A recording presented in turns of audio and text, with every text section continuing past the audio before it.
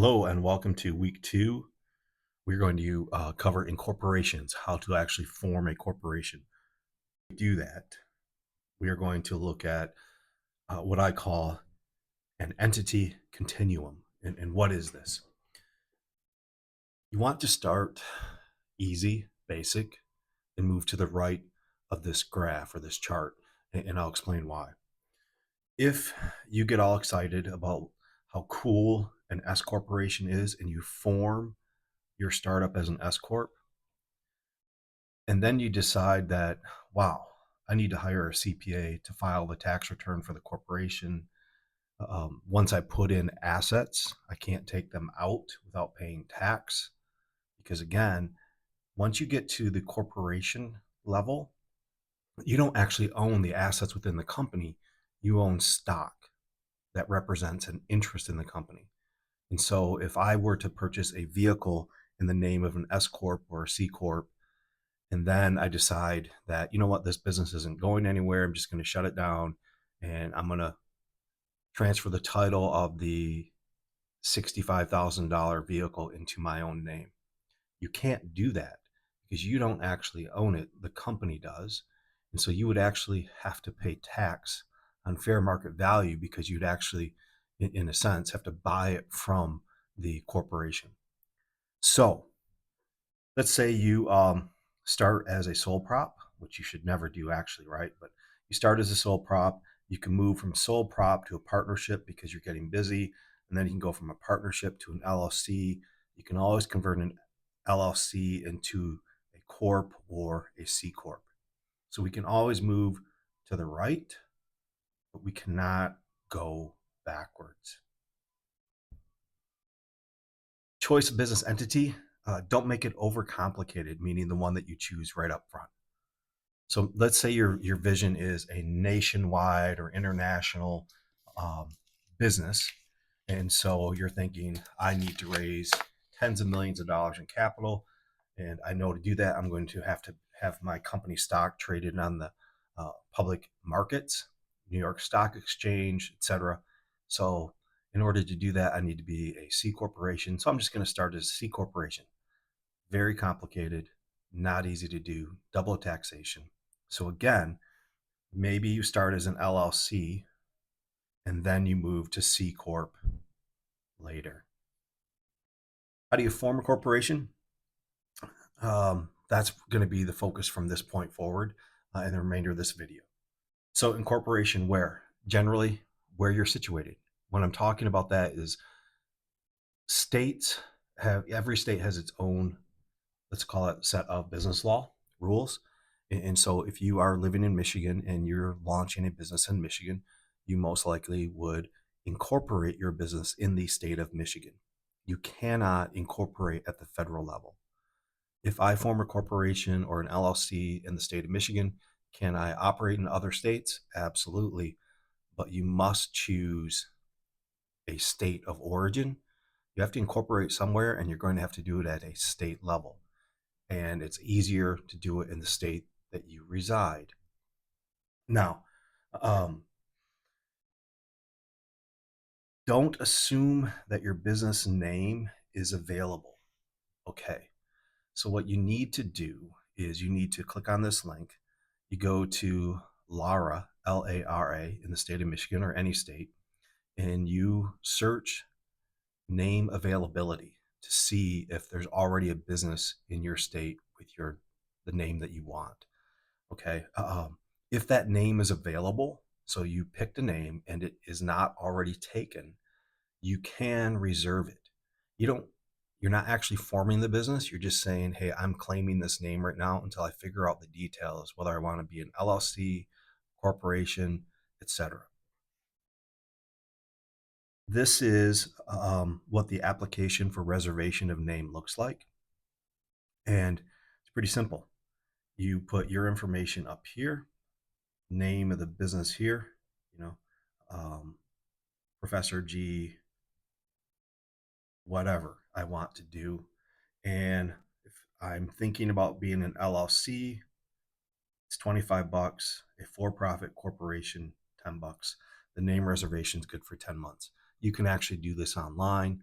So you don't have to mail in a paper form like this. You can do it all online through the state website. Every state allows this. Forming a corporation, just a quick summary. You must file articles of incorporation with the state, whatever state you're forming your entity in. You have to draft and sign, execute bylaws. Bylaws are the rules that run the corporation, right? You must obtain a federal taxpayer identification number.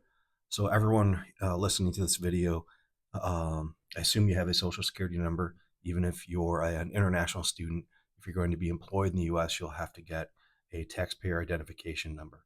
So all of us have some type of number that identifies us as a taxpayer. Corporations, businesses need the same thing, okay? So you have to go to the IRS website and get an EIN. That's what it's called. Um, there is in our week 2 Blackboard folder a checklist that you can go through on how to form a corporation. So this is the online filing portal. It's Corporation's Online Filing System, or COFIS, and you simply click here, create an account, and then you can do anything with an LLC or a corporation right at the website. Articles of incorporation, they come in a pre-formatted document type template, so you don't have to pay an attorney to draft articles of incorporation. You're simply putting your information, okay, Professor G, address, then I'm going to put the name of the corporation here. So Professor G, whatever it is. Purpose of the corporation, you actually never fill that out. You leave it blank because you don't want to handcuff yourself to a single line of business. Your business may change, you might adopt different revenue streams.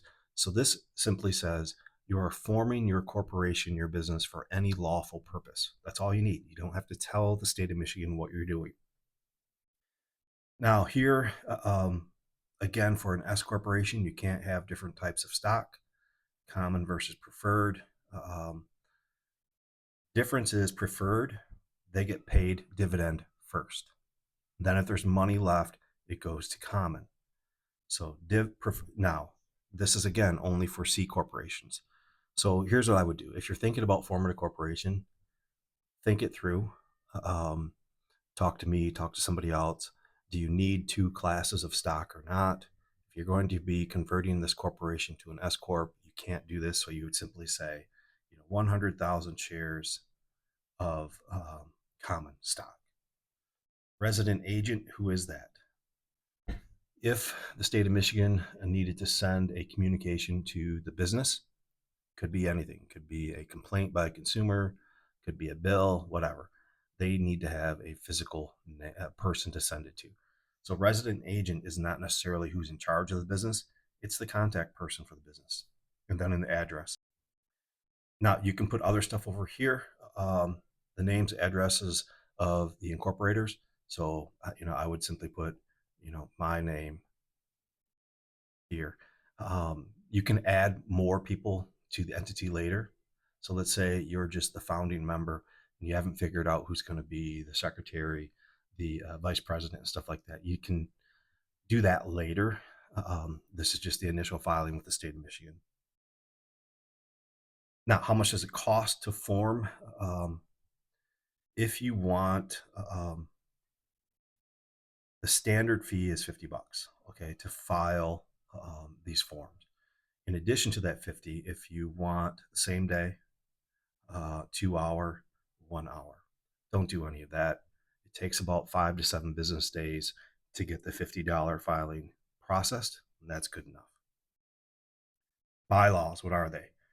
The rules of operating the business. So if you've got a company and you've got multiple owners, you better have a roadmap as to how we make decisions. Who's the president, vice president, secretary? What are the different voting interests? How do we vote? How do we resolve disputes? What happens if somebody dies or exits the business? What do we do with their shares of stock? That's all dictated in the bylaws. Now, the tax identification number, it's free online. You simply go to the IRS website. I've got the link here. You You see this, apply online now, click on that, and you can just walk through the process of, how do I obtain that taxpayer identification number? We call it an EIN, employer identification number. Now, big caution. If you click, there's going to be a question. Do you intend to hire anybody or have employees within the next 12 months? If you're a college student and you're doing the New Venture Challenge or some other competition and you need a business entity, you're probably not going to have a W 2 employee in the next 12 months. Don't click that box, because if you do, the federal government will start to look for your tax payments, payroll tax, and it's just a hard thing to fix. You can always hire people later, but don't tell the IRS that, hey, you know, in 6 months, I'm going to be hiring employees when you're not. So keep it simple. I will help anyone who needs assistance or guidance in the obtaining of an EIN. Going public, what does that mean? Ford Motor Company, Apple, Tesla. Tesla would not exist if it were not a publicly traded company, meaning you can buy and sell its stock in the public markets. They're called public markets because the New York Stock Exchange, any one of us can go and purchase shares of stock for any company that's listed on the exchange. In order to do that, federal law says, the SEC, Securities Exchange Commission, says you must be a C corporation. So can't be an LLC, can't be an S corp. And very often, before you go, and it's expensive to go public. It's close to $100,000, just could be a lot more. So you're going to have some money available to go public. It's not an easy process. There's a lot of stuff to go through, far beyond the scope of this class. But typically, what will happen, let's say I'm doing very well in Michigan, I have a corporation formed in Michigan, and I'm going to go public. Laws in the state of Delaware are very favorable for public corporations. So I will transfer my corporation to Delaware, or I'll form a new corporation in the state of Delaware. That's not real easy. It's not inexpensive. But if I'm going public and I'm making that huge financial investment, it's definitely within something I should consider, or you should consider doing. A lot more to do on corporations and LLCs. So more videos to come.